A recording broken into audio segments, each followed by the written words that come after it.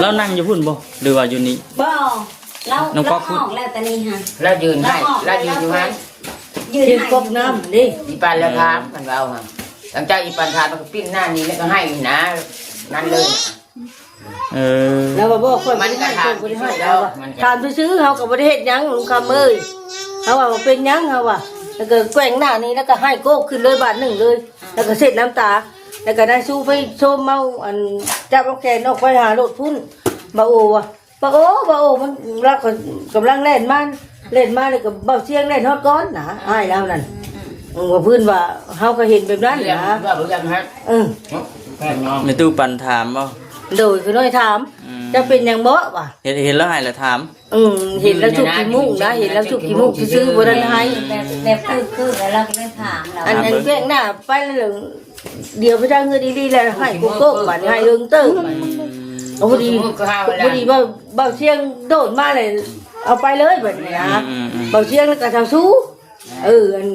อันเฮาผู้เห็นครับเฮาตามหลังกันไปนะกับเพิ่นนั้นให้แล้วที่ขี้มุกนะก็แล้วอีปันมันว่ามันถามแล้วเราก็ปิ้นไปแล้วให้นี่หยังแล้ว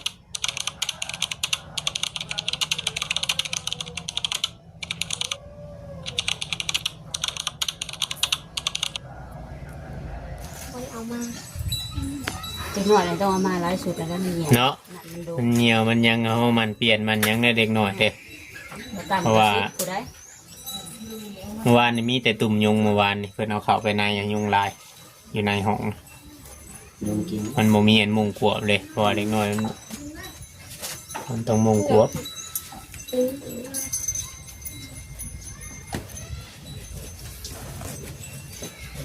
มันตุกเกิดยังลกๆเล็กๆอยู่นะในนั่นนี่แบบว่าเราบอกกล้าว่าความจริงเพราะเมื่อวานนี่เจ้าว่าเจ้าจะเปิดเผยความจริงเจ้าว่าไว้ว่าคลิปต่อไปก็ไม่ได้ว่าบ่เห็นเปิดเลยมีในฟิตบังบ่ยังอย่าพาอยู่ไรยังมีอยู่ไรจริงแบบไรนะจังวะว่าเราอยากหูอะไรได้นี่เปิดเลยเพิ่นว่ายังอีกคลิปนึงเพิ่นว่าคอยสิเปิดเผยความจริงเพิ่นว่าวานแม่นหางยังบ่เปิดเลยเงียบไปเลยมา1 วันแล้วขึ้นแม่อยู่นะแล้ววันฮอด1 วันยังอีกมีความลับยังมันเก็บไว้คนเดียวความลับลงคุมใน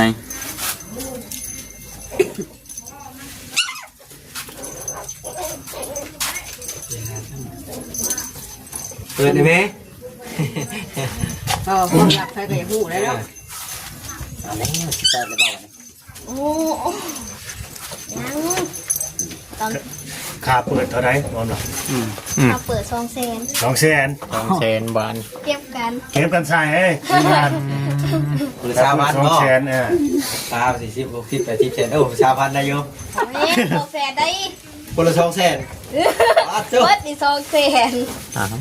ก็บริษัทพันเนาะบริษัทพันเบิดน้ำโอย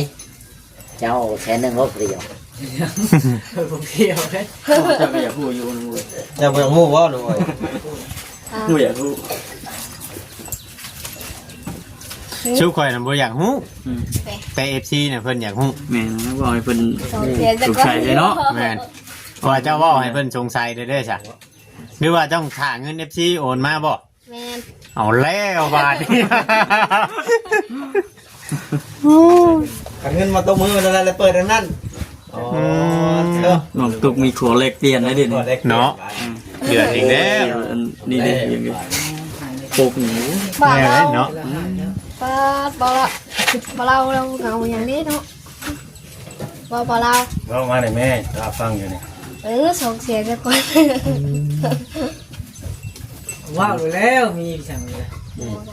200,000ขาดโตน้องตุ๊กว่ะเอาง่ายกับคาโตเนาะเลยจริงๆมีเรื่องอย่างก็ว้าวเลยแหละน้องแล้วนั่นแหละเนาะมีชายสั่งน้องตุ๊กจังมาของชายอย่างเนาะน้องโอยเนาะมดเปลือกนุ่มโอยสั่งให้น้องสาวเอาเลยคือนุ่มโอยเนี่ยหมูมีปิดเนาะนุ่มโอยเนาะถึงยังเอาเลยเนาะสบายดีเจ้าก็รุ่นอีกวันน้องสาวอยู่ว่าอย่างนี้นะเจ้ารู้จักแล้วบ่ เฮ็ดมือเฮ็ด แต่ว่าเขายังบ่จักเลยพี่น้องเอ้ย ไปบ่ละ ถ้าคัน อยู่บ้าน ต้องได้เวลาสิบอกกันเอาว่าออกไปแล้วเนาะมันสิมีผลกระทบอิหยังกับเจ้าบ่มีผลข้างเคียงหยังกันบ่เจ้าสิเดือดร้อนบ่หรือเจ้าสิบ่เดือดร้อนแต่ว่าได้ ตอนเด็ก คิดมาเดินรอดแล้ว ๆเหตุการณ์เด็กๆเป็นดินตุงมา นั่นละเนาะ นี่สิว่าล้างไม้ก็ได้ถ้าบ่ได้ว่าออกสิว่าล้างไม้ก็มันโดดเข้าก่อนใช่เลย แล้วมันนั่ง หนังเลย หนังรถ ไปกระจองเป็นเดียวนะ ต้องล้านน้อยเนาะ มันบอก สาวพัดเลยจ้ะ ฮึบมา ล้านใหญ่ หวานใหญ่ อยากกินน้ำเย็นเด้เฮ้ยคือก็แห้งครับว่า คือการเอาเข้าไป คนน้อยใช่ เราตื่น หลุดนะพอเขาหางลึก เจอเหียนบ่ จักมันยังลูก ทำรถข่อยแห้งกลัวฮะ แล้วขับบ่ได้อีก พี่น้องเป็นกำลังใจให้น้องกระตุกในเด้อพี่น้องเอ้ยน้องกระตุกน้องกระติก คือว่า ที่ ร เห็ ถ นนั่งนี่ก็ที่เห็นนั่นเลือดแปลงนั่นจะมือแล้วมาอยู่นี่นะน้องตุ๊ก หามือ คือเมื่อ ชื่ออยู่ว่าเจ้าของมาอยู่ ได้ยิน นี่ บอกว่าเดี๋ยวสี่มันเลยก็คือกูหานั่นแหละ เขาจะเลยเรียกอยู่ใช้เดียวนี่หรือว่ากล้ามเมื่ออะไรบ่ นั่ง ได้เห็นเรียกอยู่ใส่ เราไปสิยายยา ไปนอนบ่ไปนอนเลยบ่ ไปนอน เป็นนำบริษัทเลยไปฉีดยาอ่อยเนาะ ไปสิยาอ้อยน้ำเขียวเหมือน กับเสียมีนะบ่ เป่าให้เงือกแสง อ๋อไปซีดยายแล้วก็จอยเราผมมีทางเลือกพี่น้องเลยเราก็ได้ ต้องไป เห็น น ได้ อน แหละจำเป็นเนาะครับคือที่บางคนมันก็ว่าให้ว่าด้านฉีดยานี่ท่านบอกจำเป็นก็ไปให้ไปเฮ็ดจะบอกน้องอันนั้นแหละน้องโอนะอย่าให้ไปเฮ็ดแต่มันบ่มีทางเลือกเนาะน้องตุ๊กเนาะแม่นบ่ บ้าน มันเป็นงานที่เฮา บ้านที่มันฉีดลูกหลาน เฮาบ่มีความรู้อะไรครับมันเฮ็ดได้พี่น้องเอ้ย มีแต่งานฉีดแต่ว่าเงินเดือนดีเนี่ยเงิน เงิน ดี ดีแต่ว่า โมดีปันใดเงินสิ้นเดือน ฉีดยาเนี่ยมันเงินดีแต่ว่ามันก็ เสี่ยง เสียง มันก็เสี่ยงร้ายก็จริง เสี่ อย ง ยู่ ต่ แต่ อ ว่า สุขภาพ คือเฮานี่ตัวบ่เราเองเด้อเทียบซะมันบ่มีทางเลือกดีมันก็จำเป็นต้องได้ไปได้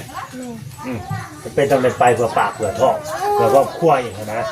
ประมาณนี้เพื่อจอยแล้วก็สิคิดแบบนั้นแล้วคิดเพื่อครอบครัวเรา โดยสบาย เพื่อปากเพื่อท้องเพื่อนนั่นแหละงานเจะคองก็ยังค่าคออยู่เด้งั้นลูกอยากกินนมบ่เลยมันเป็นหยังมันยังนอนบ่ ให้อุ้ม อันเด้ ต้องอย่าเมา ติดมือ ติด บ่ มือนะ ลำไยเฮ็ดอีหยังอ่ะลำไยกินฮอดพ่อบ่จักเนาะ เอานำไปทิมเลย โอ้แล้วบอลพ่อมามื้อน่ะได้คุยกันอยู่บ่ ใบนั่นน่ะ ได้ว่ากันอยู่ ที่พระเทวที่แสดงเลย พ่อน้องลำไยมาน่ะได้ว่ากันอยู่บ่ คุณพ่อนะ แม่นบอกกันเยอะได้อุ้มลูกนะบ่ เขาหลักหมอ หลักออกไป บอกกันหน่อยได้ให้เมื่อบ่ เอาหนักเอาไปหา เนี่ยคานลงว่าแต่เงื่อนเลยกะคานลงว่าแต่ห้องอะไรกันก็บอกว่าเราเวิร์คขัดใจเขากันแล่นได้แล่นไปไม้ในกระห้องเท่เขาอ่ะ เลยไปหาอยู่ไสน่ะ ตื่นหนาทาง น่ะเรื่องน่ะสิบ่ มันจะคือหัวมา ใส่จิตสัมผัสจิตสัมผัส โทษนักการจะบ่เลย โอ้ ว่า แล้วมีโทรศัพท์ มีคนเอิญมา มีคนอื่นบอก เดี๋ยวว่าคอยทางอยู่ตื่นมาบอกจะเห็นนะ นี่นั่นคานลงว่าเต็มหัวกันเลยกะคานลงว่ามาสองตัวมันเข้าชอบไปเลยเลย ป่ะจะพี่น้องเนาะทั้งหมดเพิ่นกัน กระตบมาอีก ไปรอบโบเพิ่นก่อน บ่ ไปป่ะ เดี๋ยวไปมันหลัง เรื่องราวของน้องตุ๊กเพิ่นก็คือสิแนวนั้นแหละพี่น้องเนาะเห็นบ่เบาสบายดีกำลังตัดคลิปอยู่ไปเฮ้ยนะว่าสิมาเบิ่งเพื่อนเจ้าอยู่สบายดีพาไปเลาะเบิ่งไปเครื่องของยังเต็มปึ้งอยู่บ่ทุก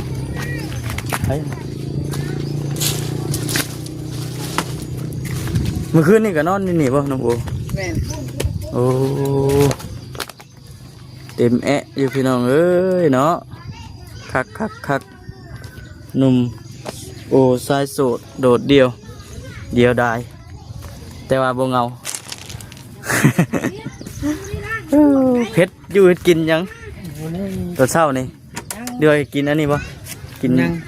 ขึ้นเฮือนน้ำเพิ่นนี่บ่ยังทันได้กินได้ยังบ่ทันได้กิน อยู่ยังอันนี้ได้สิเฮ็ดกินยังบัดนี่กินการเฮ็ดยังเอารับกินแล้วมันกินโอ้รับซีนหัวแดดได้บัดกลางคืนนี่เย็นคักอยู่เนาะจนหนาวเพิ่นหนาวตกบ่ฝนผมไปตกนี่พี่น้องเนาะเฮ็ดดีๆเด้อฝนตกมานี่จานเอาเด้อนี่เต่าเจ้านี่ไว้เรือเด้อนี่นะบ่สิบอกประมาณแค่น้ำมาอยู่ฮะบ่สิบอกประมาณแค่น้ำมาอยู่บ่จิตบ่นะประมาณว่าสิบอกให้ประมาณแก้น้ำมาให้อยู่คือพวกนี้บ่จิตบอกว่าสิว่าหูแวว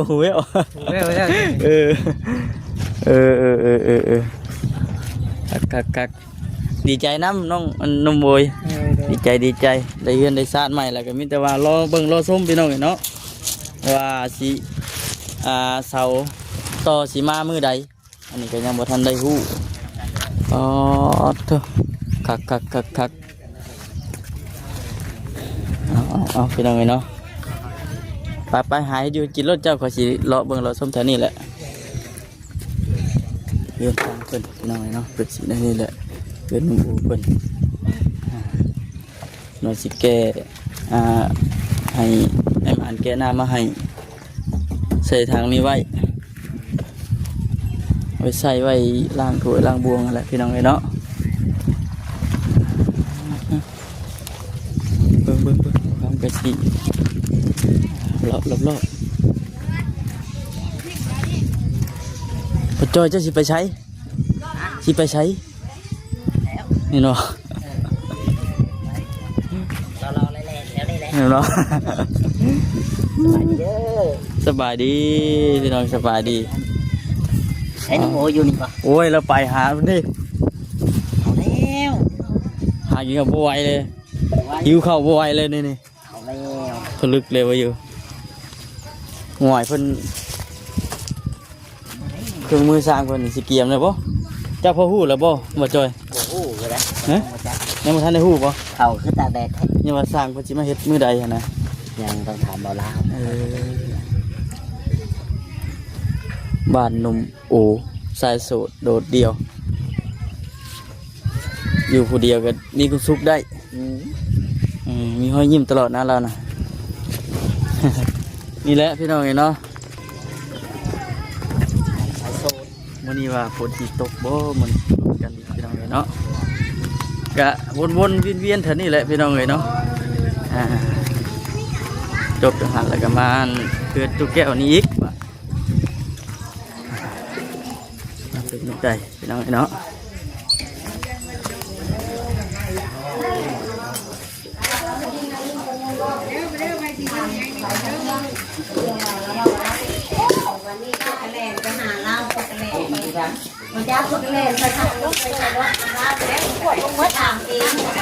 ไม่ยังนั่นสบายดีบ่ครับว่าเรื่องเนี้ยอันสบายดีจ้ามาถามน้ำกันว่าภายในหูเนาะแบบมันมันความตกใจนะแม่แบบเฮาบ่ฮู้ค่อยนั่งก็บ่ฟังอยู่เรื่อยสิค่อยสิไปฮู้เห็นเพิ่นซูมกันไปแล้วเนาะตู้เนาะ เนี่ยก็ เอา ว่า คนก็ ก็ไป เก็บผ้าขาวในสาวข้าม แล้วนั่งอยู่พุ่นบ่หรือว่าอยู่นี่ บ่เรา น้องก๊อก ออกแล้วแต่นี่ฮะ แล้วยืนให้แล้วยืนอยู่นั้น ยืน เทียน ให้ กบน้ำดิ อีปันแล้วถามมันเอาฮะหลังจากอีปันถามมันก็ปิ้นหน้านี้แล้วก็ให้นะนั่นเลย เออ แล้วว่าบ่ค่อยบ่ได้ให้คนบ่ได้ให้แล้วว่าถามซื้อๆเฮาก็บ่ได้เฮ็ดหยังลุงคำเอ้ยเขาว่าบ่เป็นหยังเฮาว่าแล้วก็แกว่งหน้านี้แล้วก็ให้โกกขึ้นเลยบาทหนึ่งเลย แล้วก็เสร็จน้ำตา แล้วก็ได้สู้ไปโชมเมาอันจับเอาแขนออกไปหารถพุ่นบ่โอว่ะบ่โอมันรักกำลังเล่นมาเลยก็เบาเสียงเล่นฮอดก้อนนะอ้ายแล้วนั่นว่าพื้นว่าเฮาก็เห็นแบบนั้น เรื่อง นะ ว่าเรื่องฮะ แค่น้อง ในตู้ปันถามบ่ โดยคือน้อยถามจะเป็นหยังบ่วะ เห็นแล้วให้แล้วถาม เห็นแล้วชุกขี้มูกนะเห็นแล้วชุกขี้มูกซื้อๆบ่ได้ให้ แบบคือแล้วเราก็เลยถามเรา อันแกล้งหน้าไปแล้วเดี๋ยวไปทางเงินดีๆแล้วให้กูโกกบัดให้เอิงตึ้งโอ้พอดีว่าเบาเชียงโดดมาเลยเอาไปเลยแบบนี้นะเบาเชียงแล้วก็ทำสู้อันเฮาผู้เห็นครับเฮาตามหลังกันไปนะกับเพิ่นนั้น ให้แล้วขึ้นขี้มูกนะก็แล้วอีปันมันว่ามันถามแล้วเราก็ปิ้นไปแล้วก็ให้เดี๋ยวนี้อย่างเรา แล้วเดียวเบิ่งอันเราเบิ่งเงินดีๆแล้วก็เดียวไปแล้วให้โกกเลยแบบนี้เฮาว่าเป็นหยังจะเป็นหยังบ่เฮาว่าพอดีเบาเชียงมาบัดนี้เบาเชียงมาเลยแล้วก็โจมเอาเลยแล้วก็จับแขนแล้วออกพุ่นบัดนี้นะเขาก็ว่าความตามความจริงเขาก็ได้นะ ตามที่เขาเห็นเนาะ สบายดีว่าจ้อย ตามที่เขาเห็นเนาะ โดยกระโดดก็ไม่ได้ว่าอย่างนี้เพื่อนเนาะผมเห็นเพื่อนทุกกี่มุกกระโดดรถถาม เด้นี่เนี่ยก็มาแล้วจ้ะ กระตันให้ เห็นเพื่อนทุกกี่มุกเลยถามยันว่าเพื่อนเจ็บมันเจ็บนี้ว่าจะมีงอตอดเพื่อนนะดูถามแล้วเนาะของคนคือทุกกี่มุกว่านะผมนี่ก็ดีถามกันที่ให้บ่ชนางก็ได้ถามซื่อก็ดีว่า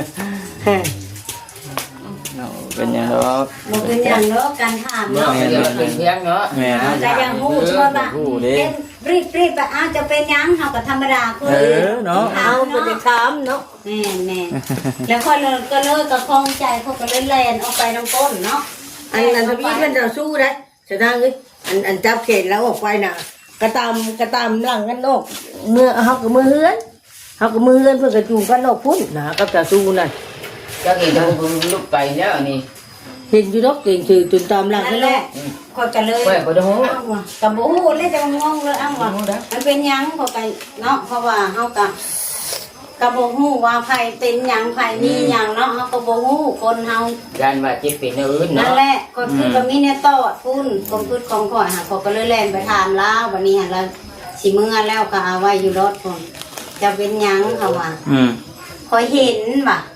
แล้วอ่อนบ่ แม่นพอเราว่าจะเห็นยังเราก็บ่ตอบเขาเลยบัดนี้ ป้านั่นมีแต่ว่าค่อยเห็นความเดียว ก็ไก่ให้ญาติแล้วเนาะสมมติว่านะขออนุญาตบัดคำเบิดทุกคนเอซีเนาะเพราะว่าชนางกับชีเข้าใจดีเพราะว่าบ้านอันนี้มันบ้านเป็นแบบมาแต่ใส่กับมาอยู่บ้านนี้ บ้านรวมว่าซั่นซะ แม่ เนาะ บ้านร่วมก็ต้องเข้าใจเอซีกันเนาะเพราะว่าเฮากับบ่อยว่าร้ายแต่ว่าเฮาก็ไปถามสมมติว่าหมู่ก็ตอบเฮาได้เท่านั้นเฮาก็ออกมาเนาะเฮาไก่ให้ก็คิดย่านแต่ที่เฮาก็บ่ได้มีหยังแต่เฮาหักย่านแม่นล่ะว่าต้องเข้าใจกันสิแหละเฮาไปถามแล้วตอบเท่า ตอน นั้น นั้นเขาก็น่ะค่อยกันนั่งหัวแตกเหงื่อ เราก็บ่ได้ ค่อย หนั จุ ก กก็บอกครับ ไปขึ้นเหรอไปขึ้น ก็บ่ฮู้ว่ามันเป็นจังไดเนาะ ควันละอ่อน ก็ตกใจแหละควันอ่อนแล้วบัดมันบัดก็คือว่า อยากช่วยแล้วนะ ทางตาบ่เห็นว่าซั่นซะพี่น้องเนาะ ไม่ได้ปีนทางนะ เห็นในคลิปเลยว่า ทางตาบ่เห็นเนาะ เดี๋ยวหัวเราเอาลงเนาะเห็นในคลิปเป็น มันก็มีแต่ว่า บุญอย่างคนหลาย ไปหาหมอเพิ่นก็ช่วงเช้าแล้วล่ะพี่น้องเนาะ แต่ก็บ่ฮู้ว่ามัน อันนี้คือรอเรื่องทางตาบ่เห็นไปโอเคฉันพี่น้องทางบ่คำสิจบคลิปก่อนพบกันคลิปหน้าคลิปต่อไปเด้อพี่น้องเด้อเนาะสบายดี